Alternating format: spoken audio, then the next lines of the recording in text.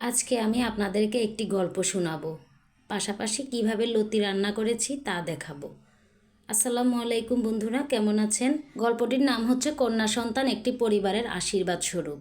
প্রথমে আমি লতি রান্না করার জন্য যে শুটকি নিয়েছি সেগুলো একটু ভেজে নিব।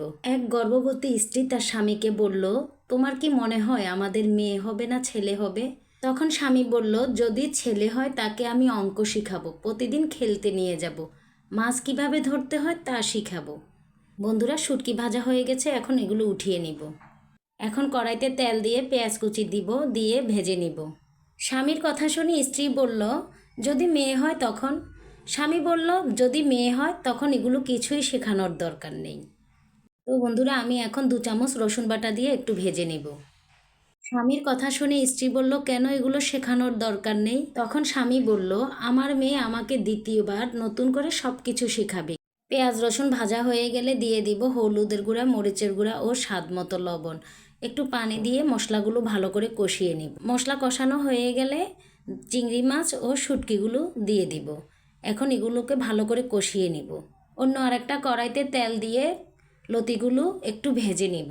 বন্ধুরা, এখন গল্পে আসা যাক। তখন স্বামী বলল, আমার মেয়ে আমাকে দ্বিতীয়বার সব কিছু শেখাবে, কি পড়তে হবে, কিভাবে খেতে হবে, কোথায় কি বলতে হবে।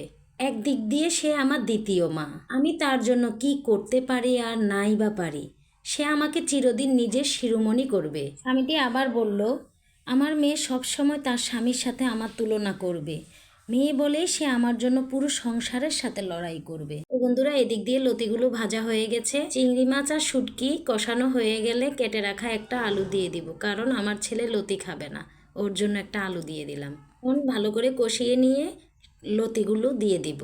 লতিগুলো ভালো করে কষিয়ে নিব। স্বামীটি আবার বলল, যখন কেউ আমাকে দুঃখ দিবে সে তাকে কোনো দিন ক্ষমা করবে না। তখন স্ত্রী বলল, তার মানে তোমার মেয়ে যা কিছু করবে তা তোমার ছেলে করতে পারবে না? স্বামী বলল, আসলে তা না, এমনও হতে পারে আমার ছেলেও এসব করতে পারবে।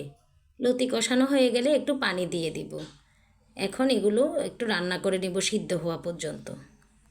স্বামীটি বলল, আমার ছেলে এসব জন্ম নেয়ার পর শিখবে, কিন্তু আমার মেয়ে এসব গুণ নিয়ে এই পৃথিবীতে জন্ম নেবে। তখন স্ত্রী বলল, কিন্তু সে তো চিরকাল আমাদের সাথে থাকবে না। স্বামী বলল, কিন্তু আমরা তার মনের ভিতরেই থাকব, কারণ মেয়েরা শুধুই বিনা স্বার্থে ভালোবাসা আর দেখাশোনার জন্যই জন্ম নেয়।